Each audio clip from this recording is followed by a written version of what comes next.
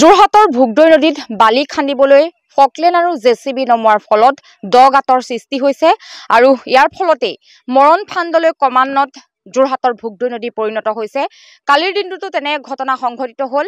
Poclain নমাই বালি খন্দাৰ দ গাঁতত পৰি এজন যুৱকৰ মৃত্যু ঘটিল। গৌৰাংগ ভূঞা নামৰ যুৱকজনৰ কালিৰ দিনটোতে মৃত্যু ঘটিল আৰু বৰ্তমানলৈকে ভোগদৈ নদীত দ গাঁতত সোমাই মৃত্যুৰ মুখত পৰিছে প্ৰায় ৬জনকৈ লোকৰ আৰু স্থানীয় ৰাইজো আছে। স্থানীয় ৰাইজে বাৰম্বাৰ বন বিভাগক আৰু বিভাগীয় কৰ্তৃপক্ষক অৱগত কৰিছে। কেইবাবাৰো কাগজ দিয়া হৈছে যদিও বৰ্তমানলৈকে কোনো ব্যৱস্থা গ্ৰহণ কৰা নাই। মোৰ সহযোগীয়ে দেখুৱাইছে এয়াই যোৰহাটৰ ভোগদৈ নদী আৰু এনেদৰে যোৰহাটৰ ভোগদৈ নদীত ফকলেন আৰু জেচিবি নমাই বালি খন্দা হয়, যাৰ ফলত সৃষ্টি হয় দ বৃহৎ গাঁত আৰু এই বৃহৎ গাঁতত সোমায়ে কেইবাজনো লোকে আচলতে বৰ্তমান সময়লৈকে প্ৰাণ হেৰুৱাবলগীয়া হৈছে আৰু বন বিভাগৰ অনুমতি লৈ আচলতে বালি খন্দা হয় যদিও বন বিভাগে পৰৱৰ্তী সময়ত কেনেদৰে বালি খান্দিছে বা কিমান পৰ্যন্ত বালি খন্দা হৈছে সেয়া বন বিভাগে নিৰীক্ষণ নকৰে বা ইয়াত কোনো ধৰণৰ ফলক নাই, কোনো ধৰণৰ ইয়াত জাননী জাৰি কৰা হোৱা নাই যে এই ঠাইডোখৰ বিপদজনক তেনেধৰণৰ কোনো ইয়াত ফলক ব্যৱহাৰ কৰা নাই, যাৰ ফলতে এই নদীত গা ধুবলৈ আহি বৰ্তমানলৈকে প্ৰায় ৬জনতকৈও অধিক লোকৰ মৃত্যু হৈছে আৰু স্থানীয় ৰাইজো আছে। তেওঁলোকে উল্লেখ কৰিছে যে কেইবাবাৰো বন বিভাগক জনোৱা হ'ল, কেইবাবাৰো বিভাগীয় কৰ্তৃপক্ষক জনোৱা হ'ল, কিন্তু বৰ্তমানলৈকে কোনো ব্যৱস্থা গ্ৰহণ কৰা নাই। আৰু কালিৰ দিনটোতো যোৰহাটৰ কাঠনিয়াগুৰিৰ এজন যুৱক গৌৰাংগ ভূঞা তেওঁ নদীত গা ধুবলৈ আহিছিল আৰু নদীত গা ধুবলৈ অহাৰ ফলতেই দ গাঁতত সোমাই তেখেতৰ সলিল সমাধি ঘটিছিল। ইয়াৰ পৰৱৰ্তী সময়ত যোৰহাটৰ অভিযান্ত্ৰিক মহাবিদ্যালয়ৰ এজন ছাত্ৰ, মাজুলীৰ ছাত্ৰজন গা ধুবলৈ আহি ফাকুৱাৰ দিনা নদীত পৰি আচলতে মৃত্যুৰ মুখত পৰিছিল। স্থানীয় কেইবাজনো লোক আছে, মহিলাসকলো আছে। মই কিছু কথা পাতিম।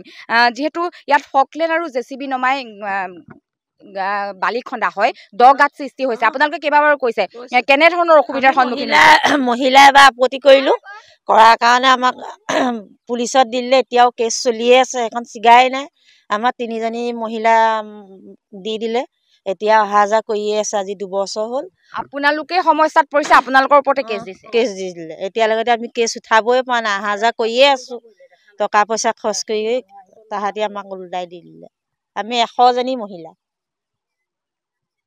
হয়, মহিলাসকলৰ ওপৰতো যিহেতু গোচৰ তৰা হৈছে, দাদা কি ক'ব, কেনেধৰণে আপোনালোকৰ অসুবিধাৰ সন্মুখীন হৈছে? অসুবিধা মানে আমাৰ ইয়াত অসুবিধা আজি বহুত দিনৰ পৰা হৈয়ে আছে। আমাৰ ইয়াত অৱশ্যে মই কালি দিনটো নাছিলোঁ বাৰু। আপোনালোকে দেখিছে যে ইয়াৰ কালি ডেথ হোৱা সেই জেগাকণ ইয়াত খান্দি থৈছে আৰু বিশেষত আমি যদি এই ব্যৱস্থাটো আমাক চৰকাৰে কোনো গাত পুতি নিদিয়ে, আমাৰ কাইলৈ ল'ৰা ছোৱালীও আহি তেনেকৈয়ে মৰিবহি। ধৰক আমাৰো নিজৰ ল'ৰা ছোৱালী আছে আৰু বিশেষত আমাৰ কাছগোৱাল ভাস্কৰ নগৰত এটাই কথা কি আমাৰ পানী অসুবিধা, কাৰণ নদীখন কাষত আছে, আমি নদীত গা ধুবলৈ আহিবই লাগিব আৰু আমাৰ পানী মানে খোৱা পানীয়ে বিশেষ অসুবিধা।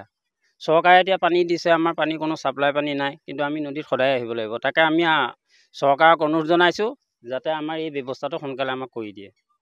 আপোনালোকে খোৱা পানীৰো অসুবিধা? ঘৰে ঘৰে জল যিটো কোৱা হয় আপোনালোকে নাই পোৱা? নাই পোৱা। আমাৰ জল দিছে, কিন্তু আমাৰ পানী দিছে, কিন্তু পানী আমাৰ ইয়াত অহা নাই।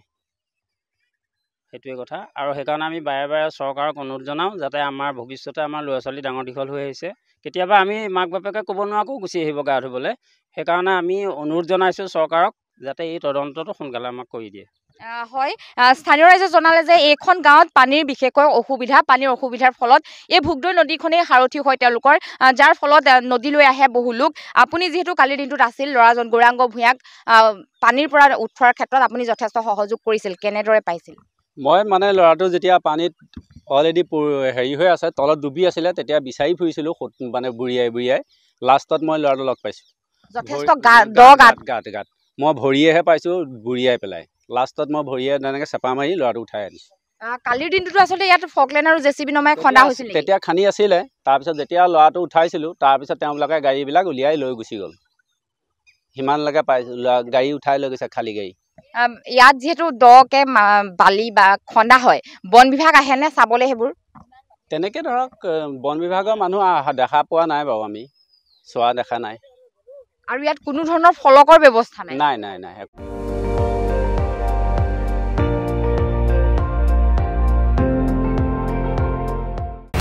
আপুনি চাই আছে ND24, সৰ্বশ্ৰেষ্ঠ নহয়, সৰ্বোত্তমৰ দৌৰ।